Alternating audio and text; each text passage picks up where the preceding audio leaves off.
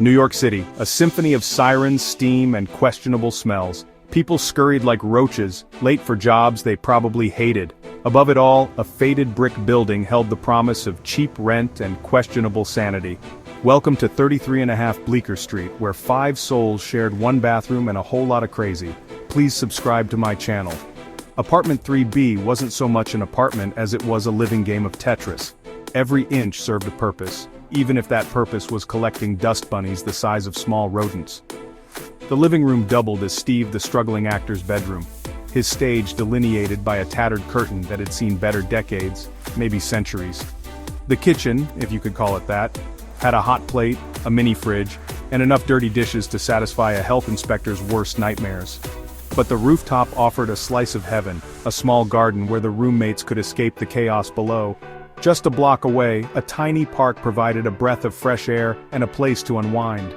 The local coffee shop, a haven for artists and dreamers, was the perfect spot for a caffeine fix and a bit of inspiration.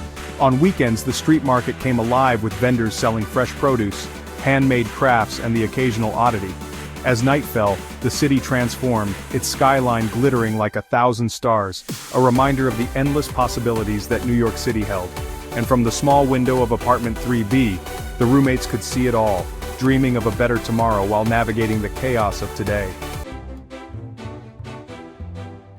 Maria, the aspiring fashion designer, had claimed the coveted corner with the fire escape.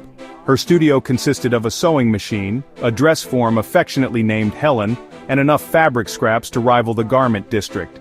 Every morning Maria would wake up at the crack of dawn, her mind buzzing with new designs. She'd brew a strong cup of coffee and dive straight into her work, the hum of the sewing machine becoming the soundtrack of her day. Sharing the room was Brenda, a yoga instructor with a penchant for chanting and a serious aversion to gluten. Brenda's day started with a serene yoga session, her soft chants filling the room as she moved through her poses with grace. She'd then prepare a gluten-free breakfast, often sharing her latest health tips with Maria. Her side of the room was an oasis of serenity, all bamboo mats and essential oil diffusers, a stark contrast to Maria's organized chaos. Brenda's evenings were spent teaching online yoga classes, her calm demeanor a soothing presence for her students. The bathroom, a windowless cubicle barely big enough to swing a cat, not that you'd want to with all the hairspray fumes, was a constant source of tension. Maria's hair products and Brenda's essential oils often competed for space, leading to frequent, albeit good-natured, squabbles. Then there was Bob, a freelance writer who believed showering was optional and personal hygiene was a conspiracy theory. Bob's day was a chaotic mix of deadlines and procrastination, his desk perpetually buried under a mountain of papers and coffee cups. Let's just say his roommates disagreed, strongly. Despite the chaos, there was a strange harmony in their daily routines. Maria's creativity, Brenda's tranquility, and Bob's eccentricity somehow balanced each other out, making their tiny apartment a unique, if somewhat dysfunctional, home. Welcome to my apartment. It is 95 square feet. Morning in 3B was like a circus act gone wrong. 5 people, 1 bathroom, and a collective need for caffeine stronger than a Wall Street broker's. Picture this: Maria wrestling with a curling iron, Brenda contorting herself into a pretzel while chanting, and Steve practicing his Shakespearean monologues, all while Bob leisurely clipped his toenails. Did I mention the coffee maker was broken? Arguments erupted over toothpaste squeezed from the middle, shower time exceeding the allotted 5 minutes looking at you, Brenda, and the ever-present mystery of the missing milk. Boundaries were drawn, redrawn, and promptly ignored. Passive-aggressive post-it notes became the preferred method of communication.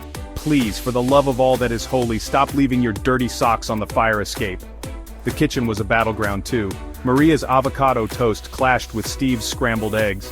Finding clean clothes was like a treasure hunt, with everyone scrambling for the last pair of socks. And then, the mad dash to leave the apartment on time, dodging each other like a game of human Tetris.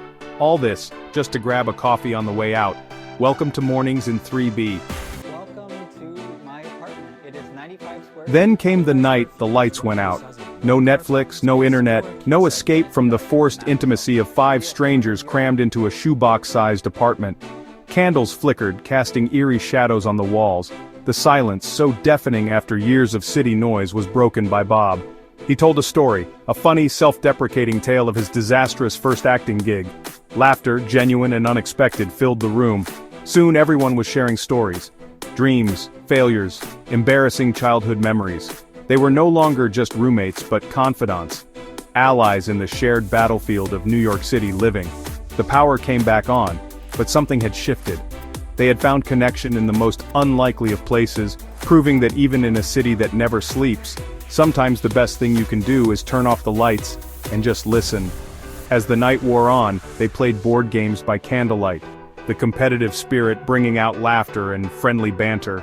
Someone picked up a guitar, and soon the room was filled with music, a makeshift concert that brought everyone closer. They sang along, their voices blending into a harmonious chorus that echoed through the tiny apartment. They shared a simple meal, the flickering candlelight making the moment feel almost magical.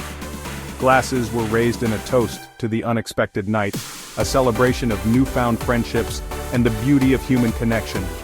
Hugs were exchanged, and in that moment, they knew they had created memories that would last a lifetime.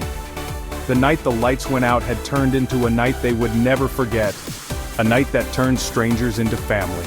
The next morning, the roommates woke up to a new sense of camaraderie. Sunlight streamed through the windows, casting a warm glow on the apartment. The air was filled with the aroma of freshly brewed coffee and sizzling bacon. They decided to have a communal breakfast, a rare occurrence in their usually hectic lives. Laughter and chatter filled the room as they gathered around the small kitchen table. Bob recounted his infamous acting gig story from the night before, causing another round of belly laughs. Sarah shared her dreams of opening a bakery, while Mike revealed his secret passion for painting. Even Emma, the quietest of the group, opened up about her love for poetry. The apartment, once a chaotic mess, now felt like a home. The clutter seemed to have a purpose, each item a testament to their shared experiences. They realized that despite the cramped space and constant bickering, they had formed a unique family. The bonds forged in the darkness had only strengthened in the light of day. The chapter ends with a montage of their daily lives. We see them cooking together, helping each other with chores, and even setting up a small art corner for Mike. The once silent walls now echoed with music, laughter, and the sound of clinking glasses. Their interactions were filled with more understanding and cooperation, a testament to the night that changed everything. As the camera pans out, we see them gathered on the tiny balcony enjoying the sunset. In that moment, they knew they had found something special. Click the subscribe button, like, and share this video. They had turned an apartment into a sanctuary, and strangers into family. So what do you think? Would you live in one of these micro apartments? Let me know in the comments below. And if you enjoyed this video, don't forget to like, subscribe, and hit that notification bell for more awesome content. Until next time, stay inspired and keep dreaming big, no matter how small your space is. So, what do you think? Would you live in one of these micro apartments? Let me know in the comments below. And if you enjoyed this video, don't forget to like, subscribe, and hit that notification bell for more awesome content. Until next time, stay inspired and keep dreaming big, no matter how small your space is.